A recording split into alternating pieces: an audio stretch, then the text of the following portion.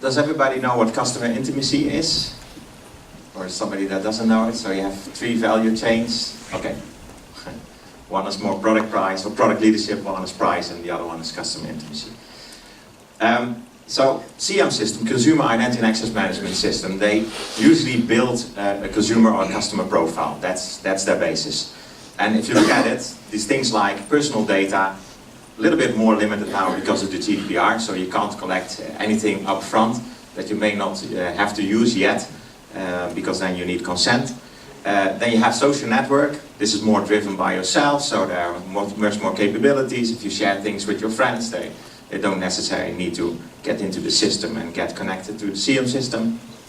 Preferences could be like email preferences for communication, or could be like horror movies, things like that. And eventually the consents you need there where you're collecting information that is outside of what's necessary to provide the service. So that's quite some information you're collecting, and that's basically the view of that consumer for the company. And then there's always a link with the product and the services you offer. So once it buys a product, you are allowed to send new information by email, for instance, about new releases of that product. So there are some GDPR, e-privacy directive kind of loopbacks there. Well, GDPR creates more interaction because of the consent. So the question if you are allowed to use that information, and normally you give value back to get an approval.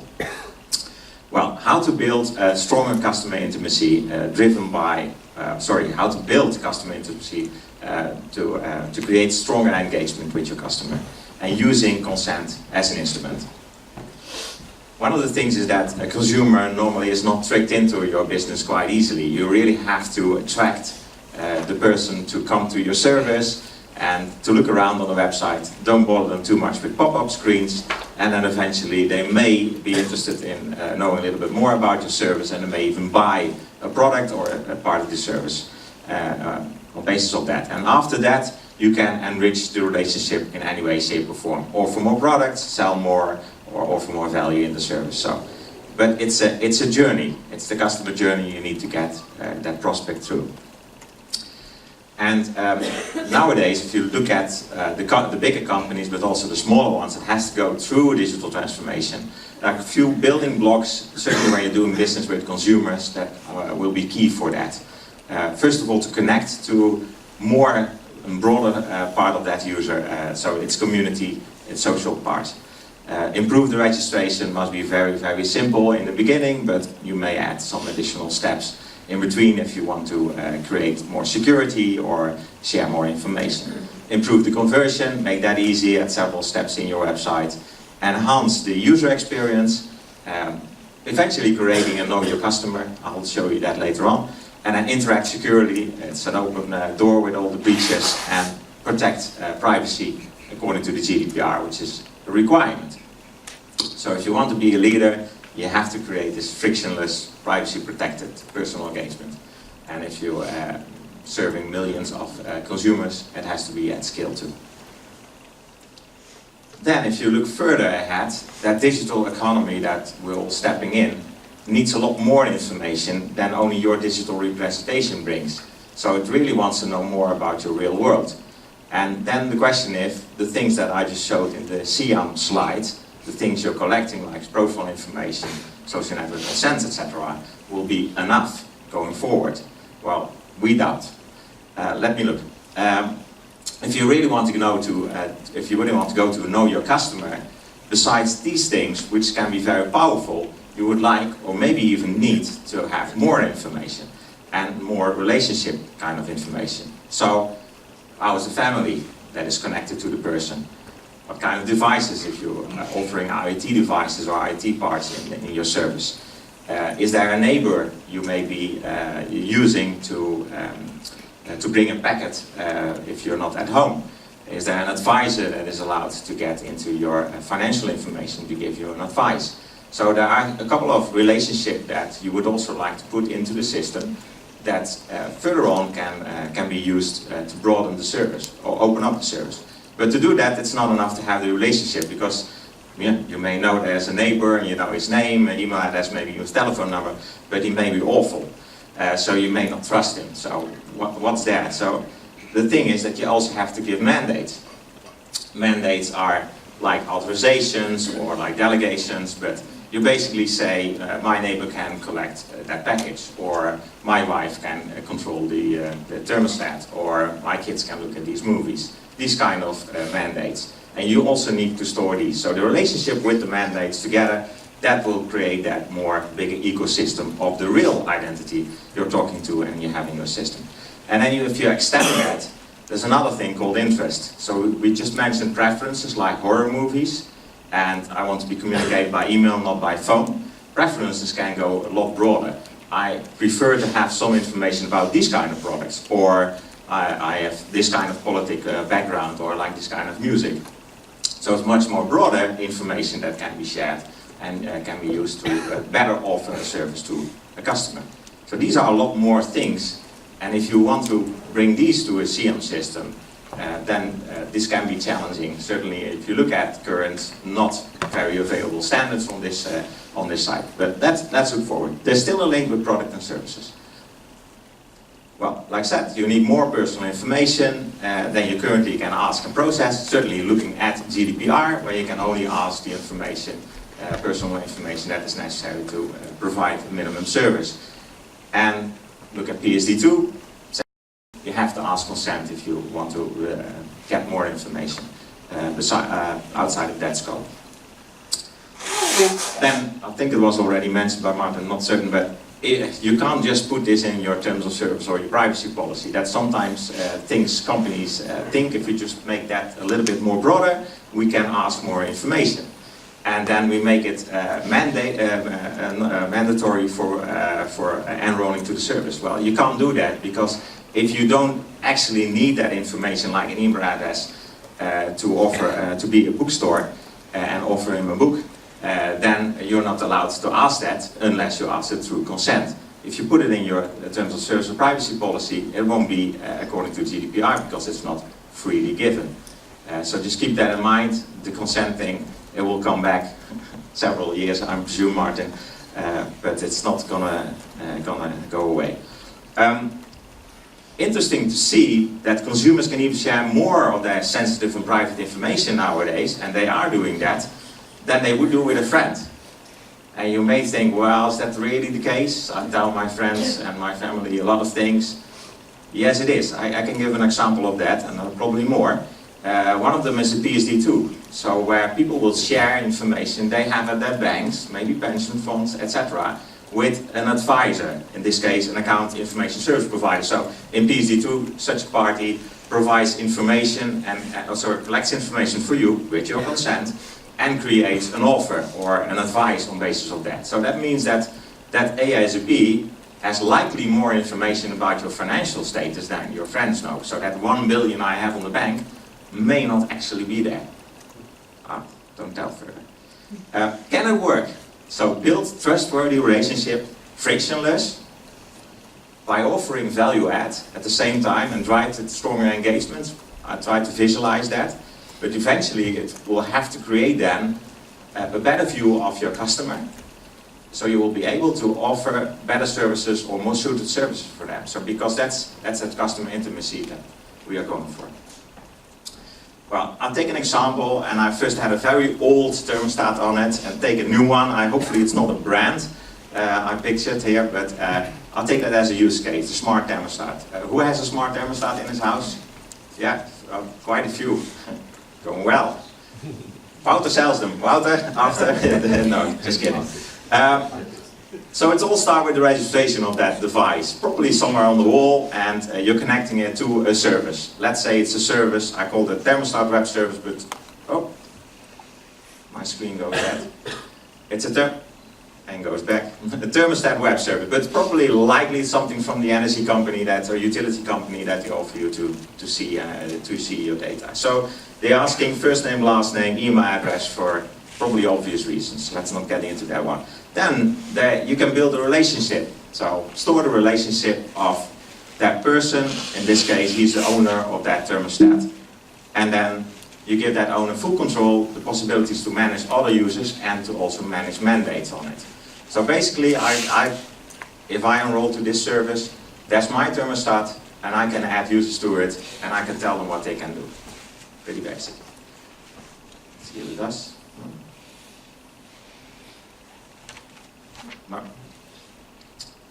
Yeah. And the next step is that I need to give consent to use that thermostat data. In this case, I need to give consent to use that thermostat data because I like my utility company to advise me on how to better use that thermostat in my house. So maybe there's some smart things like that the thermostat can see in what rooms I am and where the family is and what the normal schedule is for the day. So it can say you can lower down energy there, or lower down heating there, and heat that part of the building a little bit earlier, and then you can close it down, etc. All that kind of stuff people do with smart thermostat once they get around the interface. Yeah? So then I need to store that consent also for advice, the purpose of processing, advice, energy use on basis of analytics of the terminal. And then I give an authorization to the company, utility company, to read that data, because otherwise they can analyze that data. It's still for me, so it's my data I give to them to analyze, to give me back the results. Nothing more than that, and I'm not sharing it with anybody else. So that looks like this. So it could be, I won't say pop-up, could be a screen, you initiate yourself, and then it will eventually ask if you can use the data of the smart thermostat. So they can give you good advice to lower down energy cost. So you say, okay, so that's what stores the consent basically. Then I want to add relationship, because my wife can control the thermostat, or at least she can change some settings on it, and the kids can turn on and off the thermostat. So here you see that the relationship is being built, the family is being added. We have two projectors, so they make a mess of it. So the family is being added. You see spouse with the UID, where the UID is the unique identifier, some information behind it, and you see the two kids added. And then eventually you see the spouse can change the settings, and the kids can do the thermostat on and off. So I store that all in that record, and that means that the system in a way can read that, the thermostat itself can cache it eventually, but it probably will check if it has been changed. So if you look in your interface, that will look like this. So you have Paul, who's the owner, full control, manages users and mandates, and Marion, the spouse, can change settings and turn off the thermostat, because that's the minimum setting, and Leo and Katie are the two kids. So basically added these things and you're in full control. Then 6 months later, so this is the customer journey, 6 months later, electricity company asked me by email or whatever on their website that they can give me yearly trend reports on my users, but they can also give me a report on how my energy use compares to other people that have the same kind of house, live in the same kind of area, same kind of family setting. So that means they need more information, they have to put it in that data warehouse, analyze it, and it needs to be anonymized or depersonalized in a way. So I'm going to give consent to receive that report through email. I say send me yearly trend reports. That was already possible for them to read the data, but now I'm going to ask, mandate them to use depersonalized data for that purpose and store that too. So that looks like this. Proof you use your data, anonymized or for your yearly trend report, blah blah blah blah. Well, all good. Then 1 year later, still on the customer journey, inform me on a heat pump development by regular email, because I see on the website that they have a nice offer for a heat pump. And I'll show you screens on that one later. So this means that basically when I return to see my reports or to control my thermostat, I get some advertising left and right. It's part of the deal. I don't have to click on it, it's not a pop-up, but if I do, I may get attracted to more information, or I get more value back for that. You already see that for adding that consent, you now already have 3 consents in a row, you see, one on the UID, so that's the main consent, and then 2 ones on email and address. So you're storing consents during the customer life cycle, and that consents can be used by the web applications or the device itself. And you build relationships, several relationships, you have several mandates now, and several authorizations on that. So that looks from an interface point of view. This is a heat pump, there's a new heat pump, nice offer, Wouter is ready to take your orders. If you want to do, show me the deal, then if you show me the deal, you get the next screen, and basically there is where you've been asked how it will be exchanged. So by email, by post, and send information basically stores that consent. So here you do not see very difficult pop-up boxes because of the GDPR. We like to inform you we need your consent on because it's not necessary. It just have to be very clear what you do. In this case, it's a one-time mandate to send you one-time consent for to send you information about that heat pump. It could be like a constant consent. You need more text for that. Maybe not on the mobile phone, but it's the same principle. And that way you're building out that customer profile in your CM system. You're getting knowledge about the relationship that they have. They feel in control. They can remove mandates. They can remove people if they like. They can remove their devices. So it really becomes a very powerful instrument. You build your relationship with your customer on. Customer intimacy. And that means that CM then becomes more like the single source of truth, because there are the relationships, there are what you allow them to do, the mandates, the authorizations, etc. I think I stayed in time for the first time ever. Oh, perfectly well.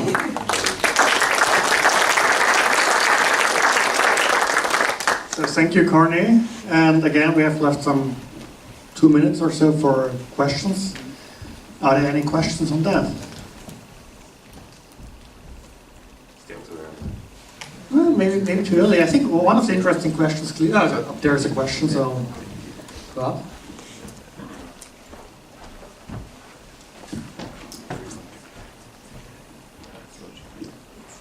Hi, you mentioned the example of the smart thermostat, which I think is very interesting because in the Netherlands, with the smart meters, you already get a lot of reports from your energy companies with comparisons to other households, etc. So if you talk about consent and GDPR, is this also something that we sort of retroactively have to give our consent for that they already collected, or that we're able to easily retract it using these future services, or how do you see that? Yeah, if you ask them, they will probably say yes, because it is true. If they collect information and they share it with others, as long as it's PII information in a way and they don't anonymize it on the route very well, then it's PII information. They have to ask your consent to use that information. So if they have done that in a way, like I just showed, that is close to how it should be, then it's more or less allowed to keep it like that. They don't have to do it again. But otherwise, if they were a little bit sloppy or they didn't ask, then they should. Okay, we have another quick question here. It's a very quick question. Just putting today's presentation together with yesterday's, that's Ume that you're running to run the sitting behind the consent Column. Yeah. Quite a few Kantara initiatives come together here, as you could have seen. Yeah. So it's UMA definitely for exchanging information. So yes, it is. Okay. So thank you again, Corné, for your presentation and the insight you gave.